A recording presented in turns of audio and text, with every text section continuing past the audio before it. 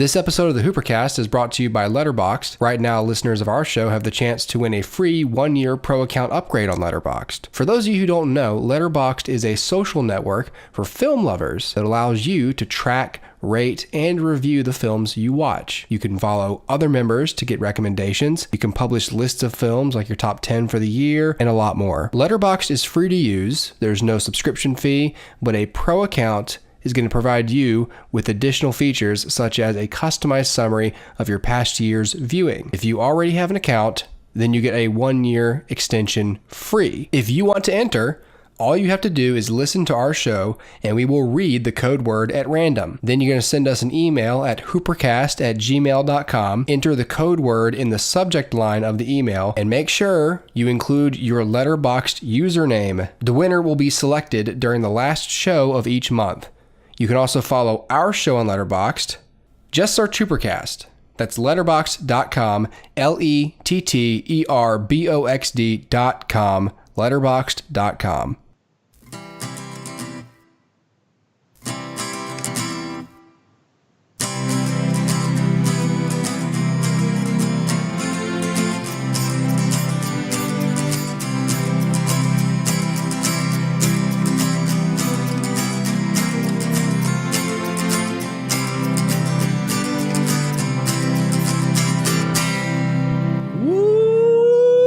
Damn right, everybody. Welcome to the HooperCast. I'm Connor, and that is Dustin over there. Dustin, unmute yourself. Dude, I always forget to do that. My gosh. I'm over here like chatting up a storm. I'm looking down at the window and you're like, you got this grin like, hell yeah, I'm Dustin. I'm like, oh man, I can't hear you though, man. Yeah, dude, I gotta like put a sticky note on my computer, like unmute yourself. It's pretty tough when we change the workflow of this show daily. Right. Apparently, like, dang. We are the HooperCast, and if you are watching this on YouTube, you've come to the right place. There is no right or wrong place to watch the show or listen to it. Mm-hmm. But if you are watching this on YouTube, there's a free video version on Patreon you can get for a measly little $1. If you want to listen to the full episode for free, you can get that on any number of podcasting platforms, as in this picture on the Infinity Gauntlet: RadioPublic, Stitcher, Breaker, CastBox, PocketCasts, Google Podcasts, Stitcher, and Spotify. Lots of places to find us, and also a bunch of places on social media to check us out.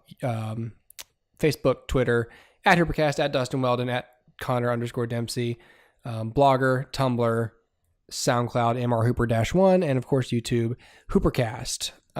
So yeah, there's all that stuff. Yeah. Dustin. Yes. We're gonna talk about some films today. It is time for us to discuss I, Tonya, which we both have seen. Yes. I was able to. Now you can't. People listening, certainly not in this episode, can't get the same deal I got. But I saw that. Did you see this in theaters? I did not. Where'd you see it? Did you just? It's on Hulu. Everything. God, you and Hulu, man. Well, I know, right? So if you are a Hulu member, you can see I, Tonya for sort of free. If you are like me, you noticed that this was the 99-cent rental on iTunes that week. Hey. So you took full advantage of that. So I watched this in the comfort and safety of my bedroom. Yes. Which is neither comfortable nor safe. I don't want to know.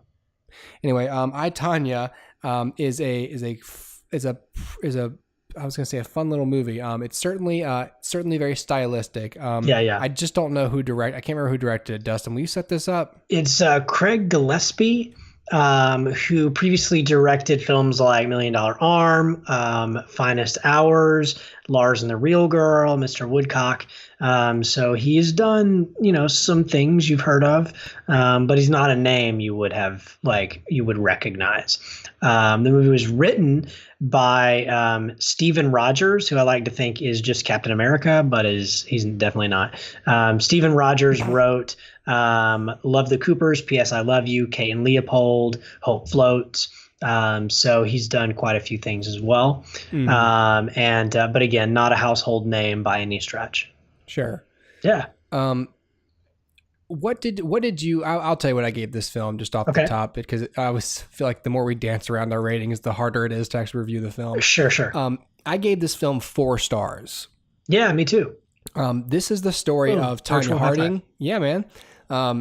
Here, you know what? Let's do something that only the video people can appreciate. High five me to your left. 1, 2, 3. Did that work? No. What you want, like a completely parallel to the camera? Go slow. 1, 2, 3.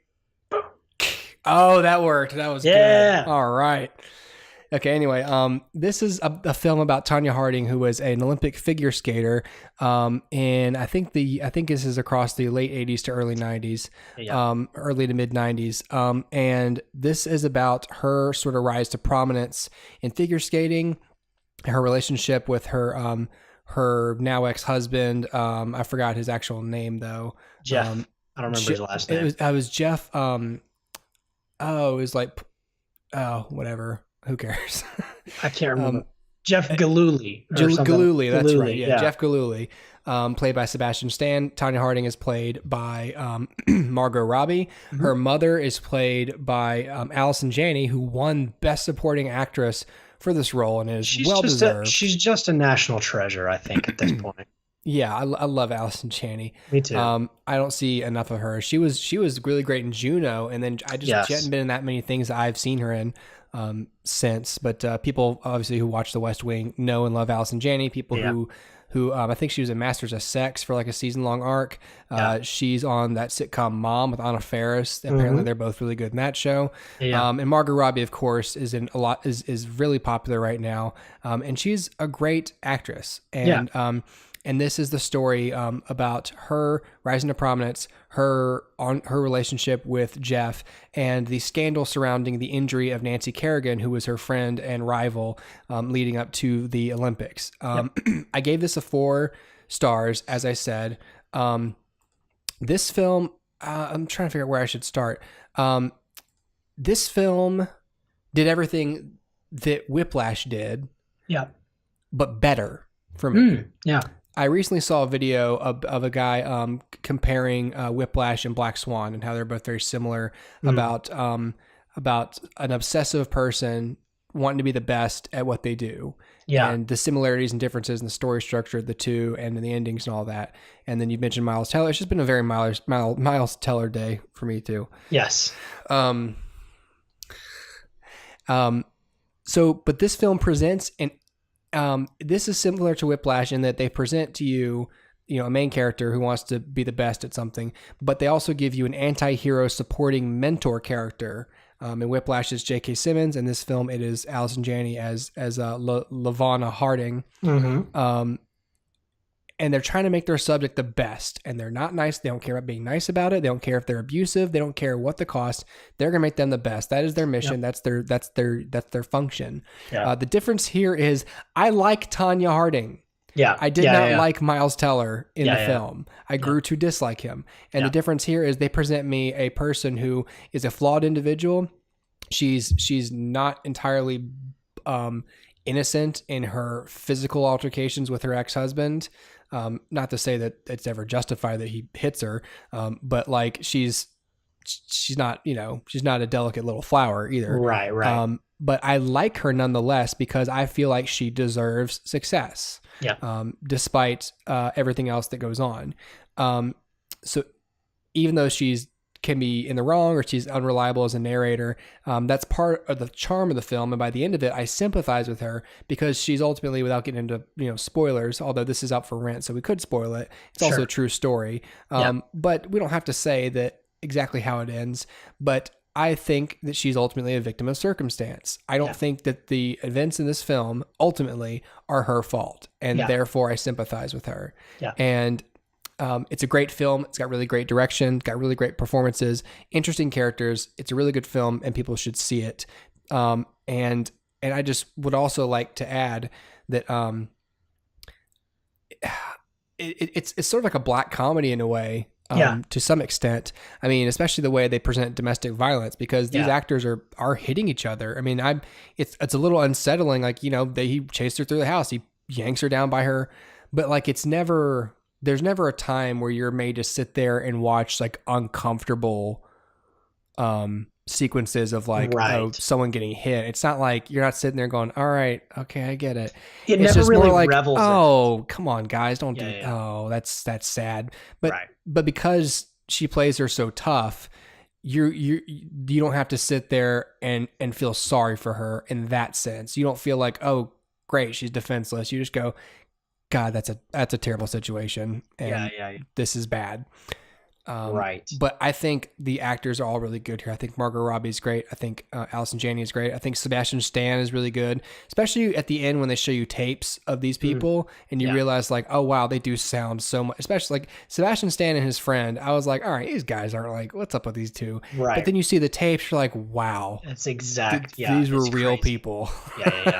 It's crazy. No, so I'm always impressed when people can kind of pull off the accents that they have in this film, because I don't know, I guess my ear is just better trained to hear fakeness in that specific American South kind of accents, but yeah, no, I thought the actors all did a really great job. And I think, the great thing about it, even though I would say in times it's difficult to watch, especially when we're talking about domestic abuse or whatever, the film never really sits in it. It doesn't really sit there and like let you feel it. It's more of a for lack of a better term, a punchline where it just sort of accentuates what we already know is a bad situation. It's like the cherry on top. It's not the reason it's a bad situation. And I think that makes the difference, because we're not sitting there like being shown this for the purpose of telling us it's bad. We're being shown it because it happened. And so I think that's the difference. But I think that, Margot Robbie does a really great job. She's a very likable character. So I was actually telling my mom about this movie because my mom was really big into figure skating, and every Olympics and all she watches. And, so I knew she would be familiar with the story. So I told her like, hey, there's a movie on Hulu. You should check it out. And she was like, oh yeah, she's the girl that attacked Nancy Kerrigan. And so like the public genuinely still, I think the main consensus is that she's guilty, that she did it. The film does not portray that. The film shows something very different. How much of it is true, I think, is probably up for debate. I think that's part of the charm of the film too, because they even say, like, I think there's one point they refer to it as the incident, and and she even says like everyone remembers it differently, but you're presented a film with, I mean, she's probably the main narrator, all of these people, the three of them for sure, and then I think Sebastian Stan's friend, I think at some point gets to chime in, but they all essentially share responsibility for this narrative. So their narration is a storytelling device, in that they're trying to acknowledge like this might not add up. You could see it as a cheat, but you could also see it as like, look, like we really can't know exactly how this all went down or the motivations behind it. So here's what everyone said, and here's the story we're going to stitch together based on what they said. Yeah. Plus, we're, like you said, we're going to tell it from Tonya's perspective. So, if it's skewed in her favor, and that's what it is going to. That if she were telling it, that's how she'd tell it. That's the thing about these movies too. Like when you're going to tell a story like this, like sometimes it's almost best to have that person narrate it, because then you really can't get nailed by some naysayer going, "Oh well, that ain't what happened." Yeah, that's not what happened, because it's just like, all right, I couldn't have shown any clearer, other than making her wear a T-shirt that says, "I am the narrator. This is my opinion. This is how I remember it." There's no other way to communicate to a dumb viewer that this is my version of events. Now, you can watch the movie and decide that maybe I shouldn't be trusted, or you can watch the movie and go, I believe her and believe my version of the events. Either way, I'm telling you that I didn't do this, and it's up to you to decide whether you believe me. And I'll say this, the film does a good job of making this story seem believable. So at the end of it, I'm not stuck like going, that couldn't have happened. Like she's lying about this whole thing. Like the story makes complete and total sense. So could this be the truth? Maybe. Like I don't know. Right. And so yeah. But yeah, everybody does a really great job here. Performances are all really great. I love watching, especially Allison Janney in this film. And this is like this is her role. Like she's in it and completely believable as this person from the first frame to the last. And yeah, I just think I just loved every second she was on screen. All of the characters really. You know, I sat here because I knew we were going to be reviewing this, and so I sat here earlier and I was like, all right, so what can I say that's like a negative about the film? But I started to think, I don't really have anything I can truly nitpick about it. It's not a 5-star movie. It's not a perfect movie, but it didn't do anything so egregious that I feel like I have to say like, oh, and then it did this, which was dumb. It like I said, everything makes sense. It's well told. The story is, it's well directed. It's got a specific style that, is interlaced with this, if you want to call it like a Greek chorus of interviews, where we keep going back to, the narrators, talking. It's so well done. And I don't know that if somebody had tasked me with writing this, that I would have come up with half of this. I don't know that I would have said, oh, well, let's have like old VHS footage of them recounting the events. Like that's just so specific. And I loved those little touches. The production design is fantastic. Everything is so of the period and so perfectly like, almost like taking a jab at what Olympic figure skaters wear. Like everything is just so well done. Yeah, I really did like this movie a lot better than I thought I would. And so I had the opportunity of seeing this last year, a little bit before its release at a film festival. And so I saw the beginning of it, and just the nature of my job at that festival, I also saw the end of it. So I wanted to see it, but I kind of felt like, well, I've seen the ending, whatever. Right. And so I waited to a point where the ending was fuzzy enough that I couldn't quite remember what it was that I had seen. And so I feel like I did like start to remember it as I was watching it, but I was able to kind of live it for the first time. And so I really enjoyed watching it. And I will say this, that there's a moment towards the end and I don't know, are we going to spoil this? Like, how specific should I be? Do you want to spoil this? Yeah, I mean, this is a true story and this is out for rent. So people, if you don't want to hear us talk about the way this film ends, just scrub forward a little bit. Yeah, scrub forward a little bit. We recommend seeing it. So there's a part towards the end where the judge rules that Tonya can't skate ever again, right? Professionally, and that to me was Margot's performance there was so heartbreaking. Where she's like, no, like let me go to jail, like I'll do the time, just don't take that away from me. Yeah. And this whole movie has been about her identifying, like at the deepest level of herself, she's a figure skater. And you take that from her, then who is she? She's just an abuse victim from both her mother and her spouse. She's just a victim of a system who, has said guilty when she's not. Everything is taken from her. And I think all of that is sold in that performance. And I think that moment, was maybe the truest moment of the whole movie for me. And I had to point that out because it's not often that you see something so tragic that also seems so trivial. Like, Right. okay, you can't skate again. Like, that's almost like go to your room, like go time Ooh, out. yeah. It's so trivial, but that because that ruling is coming to this woman, Yep. it's devastating. And Yeah, this was the only thing she had. Like, yeah, she did not, I mean, her father left.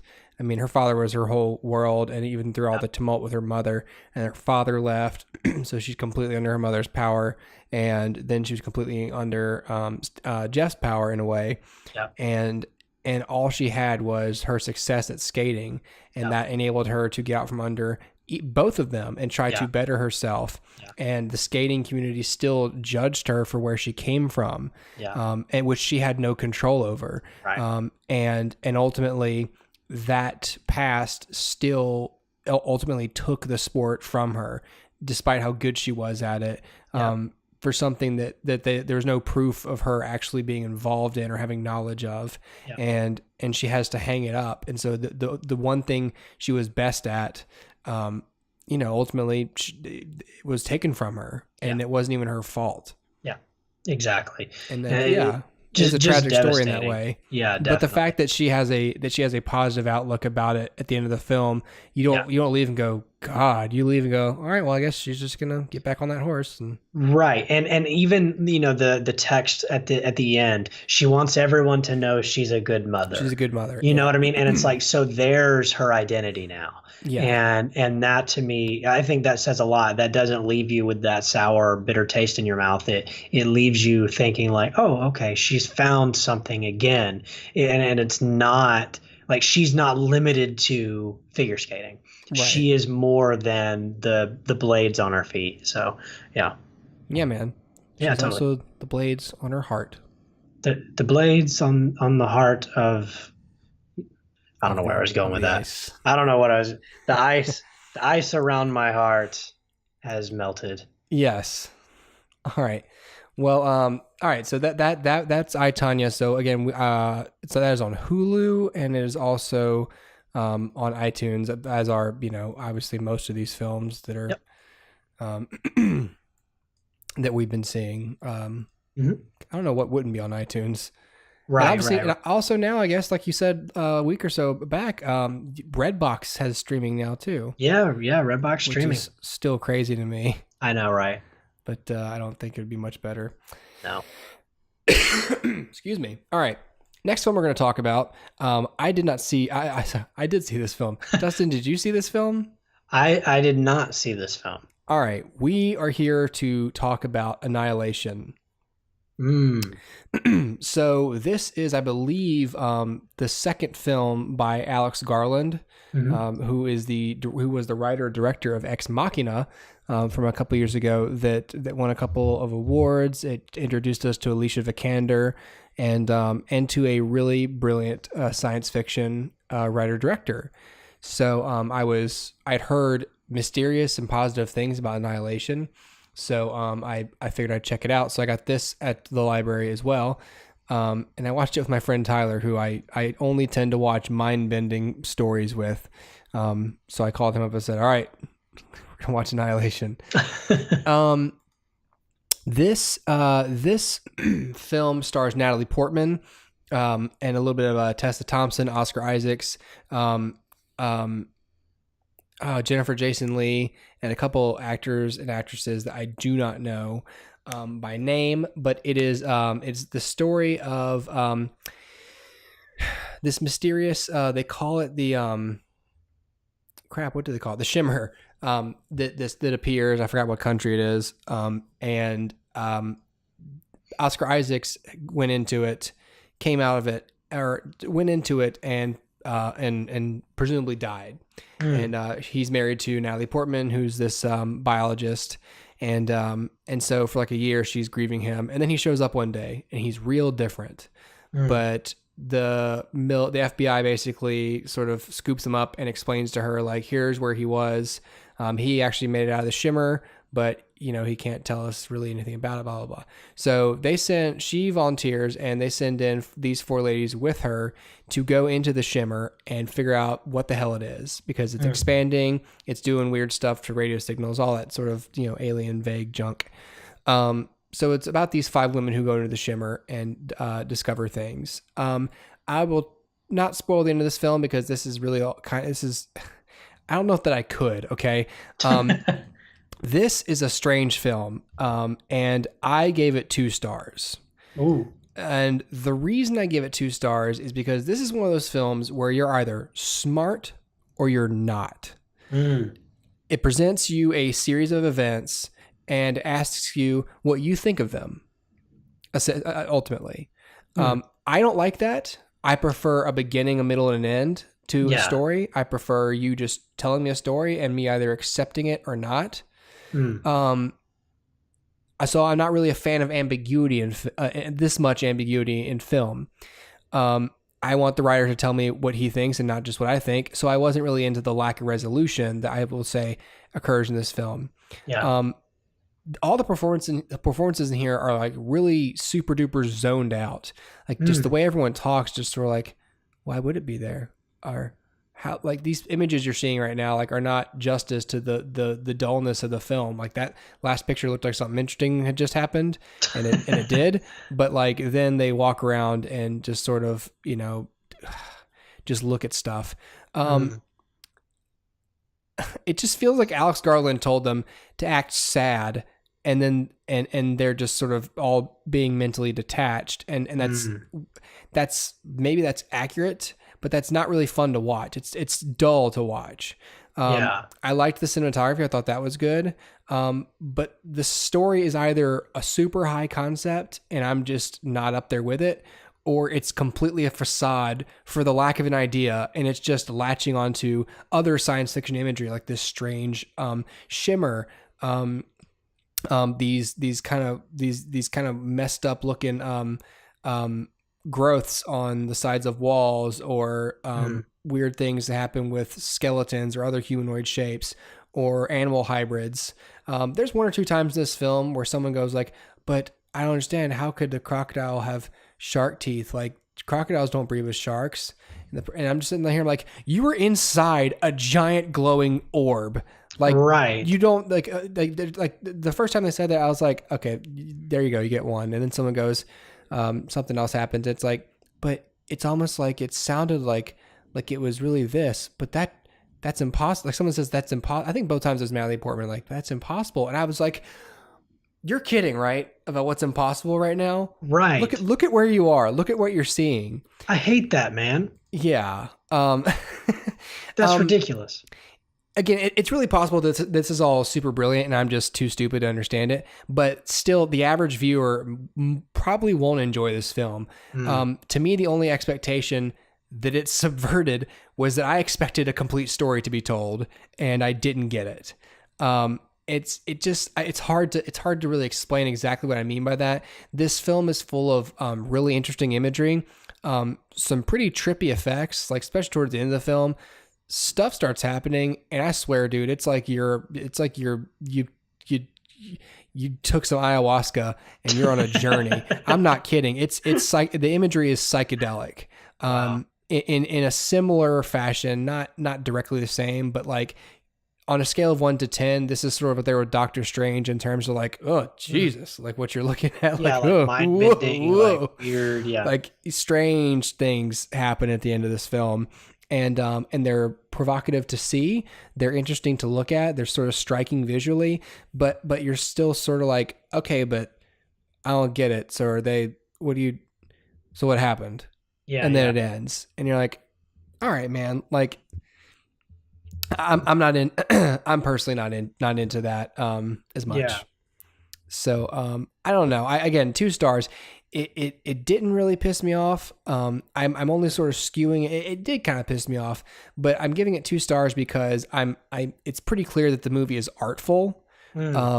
And so I'm not going to say it's like a terribly crafted film. It's not that kind of 2-star. It's just like, this is great, but this is a little highfalutin for the average moviegoer. They want to see a story where she goes in there, she learns some stuff, she comes out a different person, and she does in a way, but it's not straightforward storytelling, and that might bother people. It bothered me. And you know me, Dustin, like I'm not like a simpleton. I'm not an idiot. I can pick up on subtle themes. Right, exactly. And so maybe I'm much more of just maybe artistic filmmakers don't like people like me because I want the story a little bit more clear, and they go, "Nah, man, it's got to be subtle." But to me, there is a very thin line between subtlety and just bullshitting me. Well, no, I agree. And I agree because I like a screenwriter and a filmmaker to take a stance. Yeah. You know, say like something. like, Tell me what you think. like, sure, it can be, you know, I don't know, artful or whatever, and you can say like, oh, what do you think? Like, how does this make you feel, audience? But at the same time, I'm like, well, why did you bother writing this if you didn't have something to say? Yeah. And if you do have something to say, it didn't come through. And if it doesn't come through, then you're not a good writer. Yeah, and that's the thing. Like, I liked Ex Machina, and Ex Machina was a lot more straightforward. Like, when it ends, like, it's very clear what happened. Sure. You know, it's not as symbolic or airy as this film is. And it's kind of like Mother. Yeah. Like, in Mother, Mother was pretty clear about what it was trying to say. Mm-hmm. So fine, it gets points for that, but not really, because it said a bunch of things and it didn't really settle on one of them. It was like, it was just sort of like a vomit bag of ideas and an allegory that was so blatant and so heavy-handed that it overshadowed characters, and there was no character. So this film has characters. So this does a better job than Mother in terms like these are characters, but most of them are archetypes. Natalie Portman's pretty blank. There's a subplot with some other scientist in here that really goes nowhere. It just maybe adds a tad bit of guilt to her character. But like ultimately, I'm just sort of like, I don't really care about you other than you're a human being who is at times in mortal peril, but like that doesn't even really count in movies because every character I see does that. Right, exactly. It's kind of bottom of the barrel. Yeah. So I give Annihilation 2 stars. Again, like I'm sure that more learned people who might be watching this show probably think I'm an idiot. I'm willing to submit to that possibility that maybe I'm an idiot, but I'm not going to pretend to understand this film or to like it just because I feel like I'm supposed to keep my film card. Right. You know, it's not, you know, visually stimulating and airy and thoughtful. Those are great, but if we're going to put it on the triangle where, you know, you can't ever have all three things, you only have two things. Mm-hmm. It's like what y'all sacrificed was watchable or entertaining, you know, like it's, you know, it's like, oh, you know, there's a woman and she's hot and she's smart but she's crazy. It's like, you can only pick two of those things. It's like, all right, do I want someone who's like really hot, but and crazy, but she's stupid? Or do I want hot and smart, but crazy? Or do I want, you know, crazy and smart, but ugly? I don't know. Anyway, like it's just, it's one, you know what I'm saying? Like it's, I think you're picking up what I'm throwing down. It's just, on the triangle of things, this just left out watchability and relatability. Sure. So that's Annihilation. I gotcha. Let's move forward, but let's say goodbye to the YouTube people. Dustin. Bye, YouTube people. Bye, YouTube people. If you want to see the rest of this video podcast, you can go over to patreon.com and toss in $1 and you can get the rest of this video show. And you could have gotten it last week if you had done that right away. So presumably, if you're on YouTube and you're watching this, we got episode 171 up in Patreon right now. What are we talking about? That's for us to know. You find out, dude. Yeah. But what there is right now is, if you're watching on YouTube, then right now available is the full audio of this show. And that is available on various podcast platforms. A bunch, too many to count. Wherever you get your podcasts, we are on most, if not all, of the distribution platforms. So if you want to see the rest of the video, like I said, go over to patreon.com/HooperCast, toss in $1, and you can get the rest of the show. So we will be right back with the rest of the show for the Patreon folks. Yeah.